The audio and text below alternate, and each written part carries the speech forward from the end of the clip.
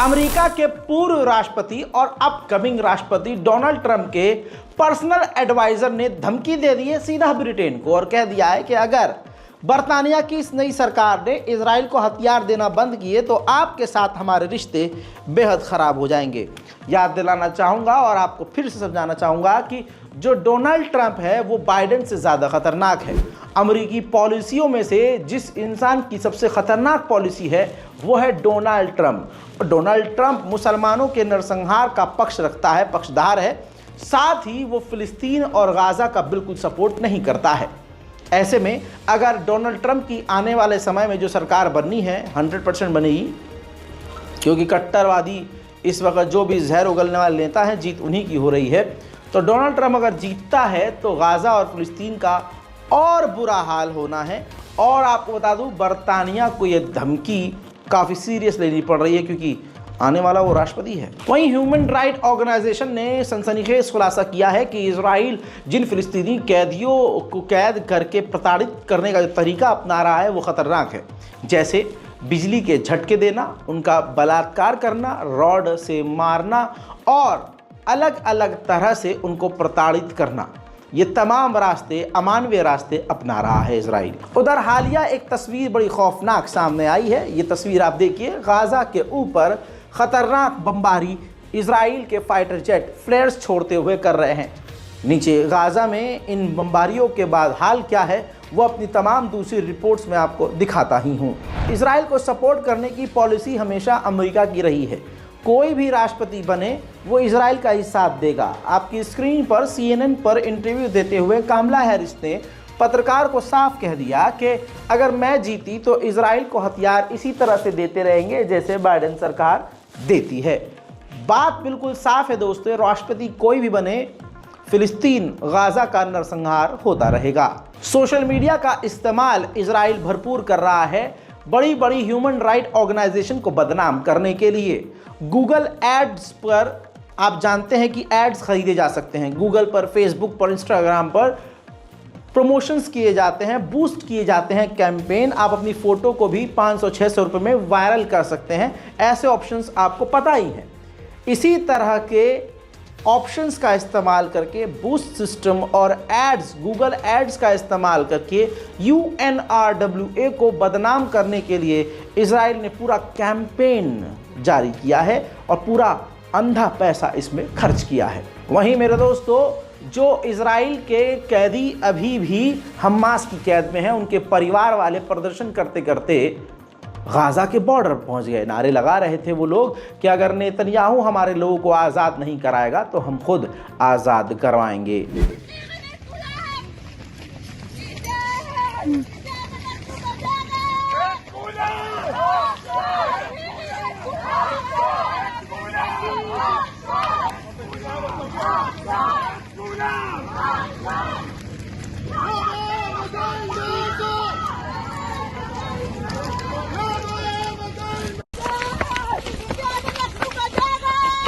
לאן רצים? ככה תשאירי ואת כולם הביתה, להביא אותם! אם המדינה לא תביא, אנחנו נביא. אוהד בן עמי! אתה שומע אותי? אני מתגעגעת אליך! אני אעשה הכל! הכל כדי לחבק אותך שוב! אוהד בן עמי! תחזיק מעמד! אל תשחרר! זה קטן! Israel के कहने पर एक क्रिप्टो करेंसी बाइनेंस कंपनी ने जो फिलिस्तीनी समर्थक और जो फिलिस्तीनी लोग हैं उनके अकाउंट को फ्रीज कर दिया है। इससे नुकसान उल्टा कंपनी को ही हो गया है क्योंकि उसके स्टॉक्स गिर गए हैं, शेयर मार्केट डाउन हो गई है। उधर 60 मीडिया बड़े बड़े संस्थानों ने यूरोपीय यूनियन से मांग की है कि इजराइल पर कड़े प्रतिबंध लगाए जाएं क्योंकि इजराइल ने सैकड़ों पत्रकारों का नरसंहार कर दिया है। इजराइल ने गाज़ा के बचे कुचे इलाकों को बिल्कुल खंडर कर दिया है। ताज़ा मंजर दिल को हिला देने वाला है। देखिए तबाही का मंजर।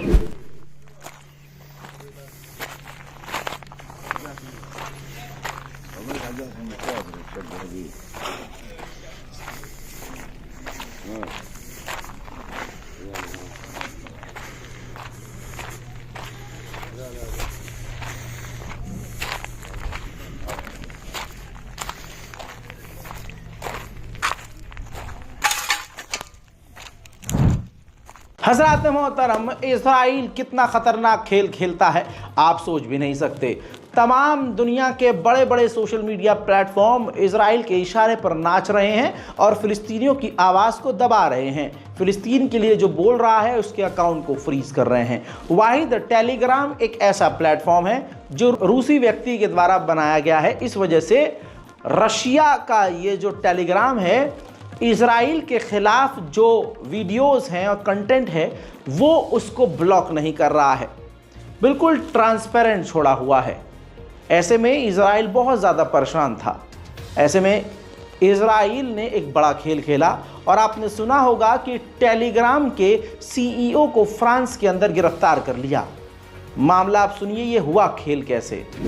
आप इस खूबसूरत लड़की को जो देख रहे हैं स्क्रीन पर, ये वो लड़की है जिसके ज़रिए हनी ट्रैप करके फंसाया गया।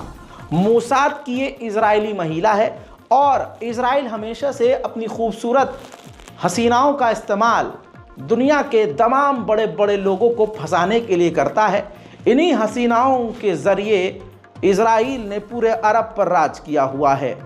ऐसे में इस हसीना ने टेलीग्राम के सीईओ को प्यार मोहब्बत के जाल में फंसाया और नाड़े का कच्चा इंसान टेलीग्राम का सीईओ फ्लाइट पकड़कर सीधा अपनी माशूका से मिलने के लिए फ्रांस पहुंचा। अभी ये फ्रांस उतरा ही नहीं था, फ्रांस के अंदर इसका अरेस्ट वारंट जारी हो गया। जैसे ही ये लैंड होता है उसको गिरफ्तार कर लिया जाता है और पूरी दुनिया में बवाल मच जाता है।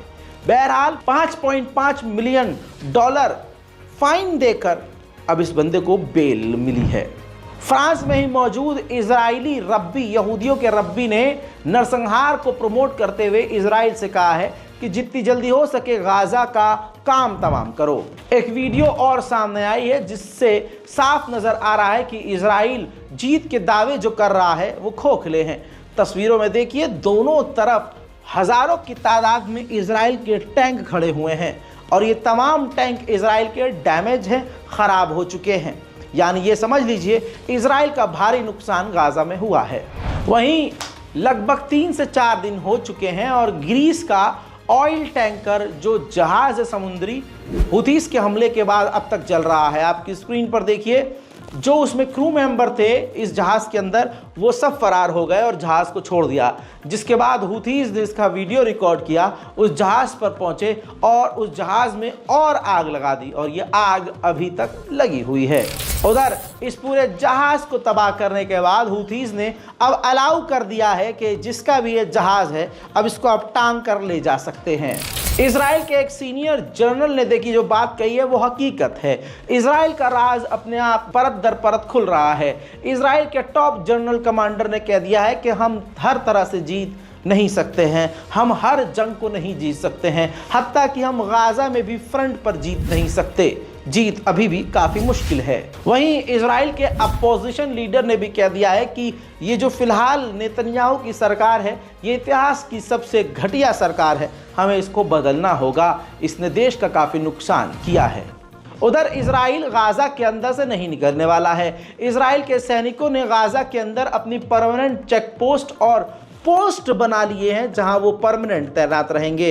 इसी सिलसिले में दूसरी खबर यह है कि इजराइल ने ऐलान किया है कि वो फिलाडेल्फी कॉरिडोर से पीछे नहीं हटेगा, यानी इजिप्ट और गाजा का जो बॉर्डर है उससे इजराइल पीछे नहीं हटेगा और उस पर अपने पैर जमाए रहेगा। उधर नाम्बिया एक नॉन मुस्लिम देश सामने आया है। अरब देशों पर लानत भेजी और नॉन मुस्लिम देशों की हिम्मत देखिए। नाम्बिया ने साफ इनकार कर दिया है कि हमारे समुद्री इलाके से कोई भी इजराइल हथियार भरकर जहाज नहीं जा सकता, न कोई और दूसरा सामान इजराइल जाएगा। ये बिफोर आफ्टर देखिए, ऊपर की तस्वीर सड़क बनाने के बाद है, नीचे की तस्वीर बिना सड़क के है। ऊपर की तस्वीर लेटेस्ट है और ये राफा क्रॉसिंग बॉर्डर है। इजराइल ने राफा बॉर्डर पर मजबूत और पक्की सड़कें बना ली हैं। वहीं इजराइल के लिए सफाई दी है अमेरिका ने। अमेरिका ने कहा कि वर्ल्ड फूड प्रोग्राम की गाड़ियों पर, उनके लोगों पर जो फायरिंग हुई है वो हमारी मिस कम्युनिकेशन की वजह से हुई है, हमने जानबूझकर उन पर हमला नहीं किया। सुनिए। We are alarmed by yesterday's reports that the IDF fired repeatedly on a WFP vehicle. Israel has said it is investigating this most recent incident, which their initial review has said was a result of a communication error between IDF units. We have urged them to immediately rectify the issues within their system that allowed this to happen. Yet the simple fact is, almost 11 months into this conflict, incidents such as yesterday's remain all too common. We are also concerned by another incident in which the IDF fired toward a UNICEF vehicle. These security incidents make the work of these organizations significantly harder. These incidents should not happen. Israel must not only take ownership for its mistakes. Israel की जान जो तोते में है उस तोते की गर्दन खुद रशिया ने पकड़ ली। रशिया के प्रवक्ता ने कहा यूएन के अंदर कि नरसंहार इजराइल ने किया, 40,000 बेगुनाहों को इजराइल ने गाजा में कत्ल कर दिया और जंग को रोकने के लिए अमेरिका ने 5 बार वीटो किया कि जंग नहीं रुकनी चाहिए। अमेरिका की वजह से आज गाजा में जो हो रहा है सो हो रहा है। सुनिए। Конечно, уже привыкли к тому, что Соединенные Штаты во всех случаях пытаются свалить все с больной головы на здоровую, что называется. Но мне хотелось бы, чтобы он предоставил детали, на каком основании он утверждает, что Российская Федерация не сделала ничего для того, чтобы предотвратить и остановить конфликт в Газе. Я хочу напомнить, что еще 16 октября прошлого года Российская Федерация внесла проект резолюции с требованием немедленного прекращения огня. 18 октября ваша делегация впервые заветировала такое требование. Всего делегация США использовала вето 5 раз. 40 тысяч жителей, 5 вето. Вот конкретная цена за то, что вы делаете. उधर क्यूबा के विदेश मंत्री ने कहा है, देखिए अरब देश कितने सन्नाटे में हैं, यही तो मैं आपको समझाना चाहता हूं, लेकिन अफसोस आपको समझ में नहीं आ रहा है। क्यूबा के विदेश मंत्री ने कहा कि इजराइल के नरसंहार का पार्टनर अमेरिका है, जो अब तक 50,000 टन इजराइल को हथियार दे चुका है। उधर इजराइल के सेटलर्स फिलिस्तीनियों पर हमला करते हुए फिर पाए गए हैं।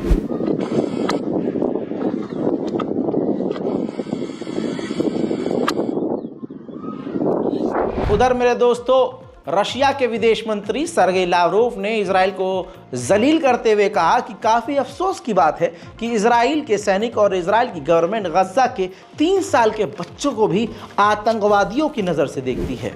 मेरे दोस्तों, फिलिस्तीनी एक्टिविस्ट को बर्तानिया के अंदर ब्रिटेन की पुलिस ने गिरफ्तार कर लिया है। रिपोर्ट इंटरनेशनल ये है कि पूरी दुनिया में सबसे ज़्यादा वाटर क्राइसिस इस वक्त गजा झेल रहा है। सबसे पहले, इससे पहले जो नंबर पर था वो यमन था, जहां पानी की सबसे ज़्यादा किल्लत थी। अब पहले नंबर पर गजा हो चुका है, जहां पानी की सबसे ज़्यादा दुनिया में किल्लत है। मेरे दोस्तों, वेस्ट बैंक फिलिस्तीन की बात करें तो इजराइल के सैनिक वेस्ट बैंक फिलिस्तीन से 10,300 से ज़्यादा फिलिस्तीनियों को गिरफ्तार कर चुका है।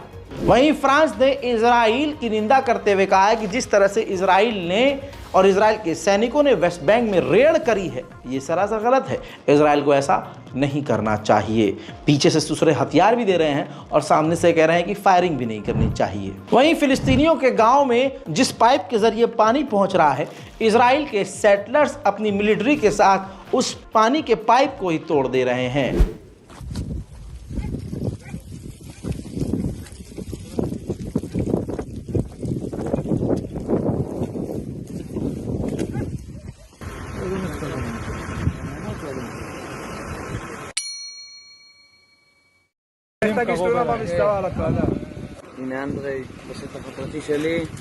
We're at the entrance into the Palestinian village of Al-Her, and right there in the distance are the settlers who 2 hours ago opened a water pipe belonging to the Palestinian village in order to waste the water and increase the costs. So we called the police, who arrived fashionably late, chatted with the settlers for a bit, and then told us that they are not plumbers and therefore they... उधर UN ने कह दिया है कि Gaza के अंदर Israel fuel जाने नहीं दे रहा है हॉस्पिटल्स के लिए, जिसकी वजह से हॉस्पिटल्स की हालत बेकार हो चुकी है।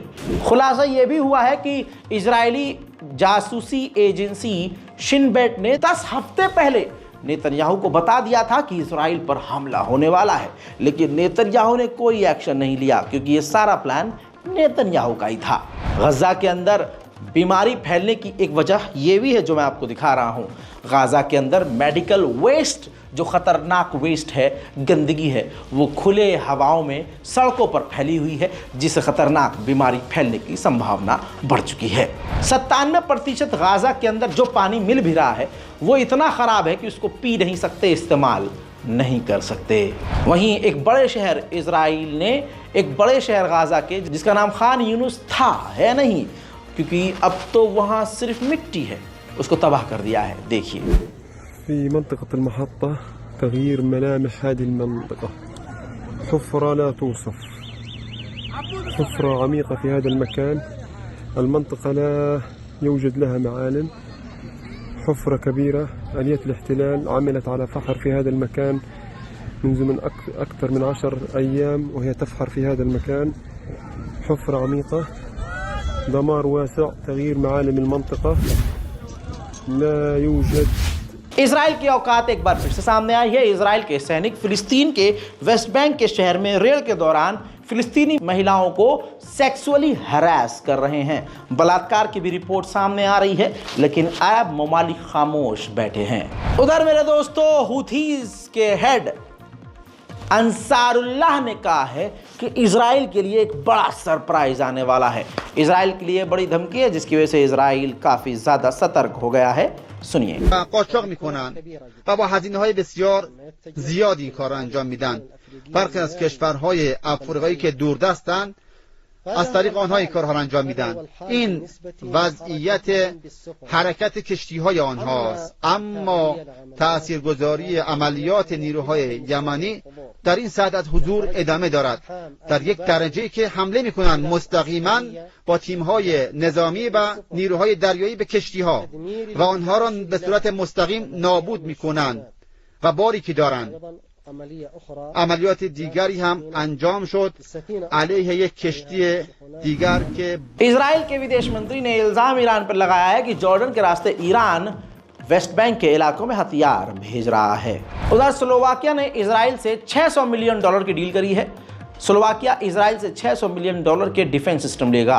वहीं इजराइल के सैनिक, तस्वीरें आपके सामने, गजा के अंदर मकानों को तोड़कर, खंडर बनाकर, पूरी ज़मीन को समतल करके फिलिस्तीन का झंडा हटाकर वहाँ पर इजराइल के झंडे को लहरा रहे हैं और कब्जा कर रहे हैं। सैकड़ों फिलिस्तीनियों को गाजा के अंदर इजराइल के सैनिक, तस्वीर देखिए, नंगा कर रहे हैं, कैदी बनाकर नंगा कर रहे हैं, उनको गिरफ्तार कर रहे हैं और उनको प्रताड़ित कर रहे हैं। हमास ने कहा है कि जो जिंदा हॉस्टेज हैं हमने उनके नाम इजराइल को सौंप दिए हैं, लेकिन नेतन्याहू ने नई नई जो शर्तें रखी हैं उन शर्तों की वजह से हमारी डील पूरी नहीं हो पा रही है। उधर इजराइल के डिफेंस मिनिस्टर नेतन्याहू पर दबाव बना रहे हैं कि जल्द से जल्द हमास से डील कर लो, वरना हमें कई तरफ से बड़ी जंग का और बड़े हमलों का सामना करना पड़ सकता है। लेकिन नेतन्याहू मान नहीं रहा। मेरे दोस्तों, आयरन डोम तो इजराइल का सबसे बेहतरीन एयर डिफेंस सिस्टम है, लेकिन आने वाले साल में इजराइल ने ऐलान कर दिया है कि वो लेज़र बीम तैनात करेंगे, यानी एक ऐसा डिफेंस सिस्टम जो लेज़र के ज़रिए हमलों को रोकेगा। वहीं इजराइल के सैनिकों में भारी गिरावट हो रही है। लगभग 3,50,000 नए रिजर्व सैनिकों को इजराइल ने कहा है कि 2024 के आखिर तक हम अपनी सेना में भर्ती करके एक्टिव करेंगे। वहीं इजराइल ने यह भी कहा है कि जो इजराइल के सैनिक गाजा से आए हैं और वापस गजा जाना नहीं चाह रहे हैं, उनके खिलाफ हम सख्त कार्रवाई करेंगे। वहीं कहा जा रहा है कि हमास के लीडर यहिया सिनवार इसलिए बचे हुए हैं क्योंकि वो महिलाओं के कपड़े पहनकर छुपते फिर रहे हैं और वो किसी मोबाइल का, किसी भी डिवाइस का इस्तेमाल नहीं कर रहे हैं।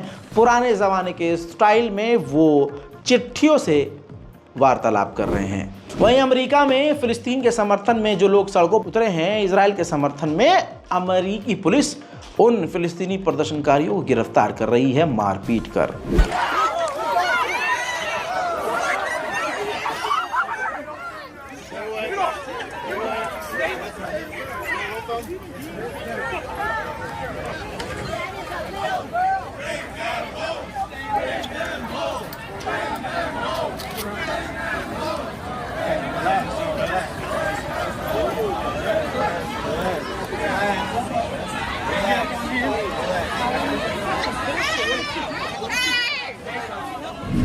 ठीक इसी तरह से जर्मनी में भी फिलिस्तीन के लिए आवाज़ उठाई जा रही है, लेकिन उनको गिरफ्तार भी किया जा रहा है।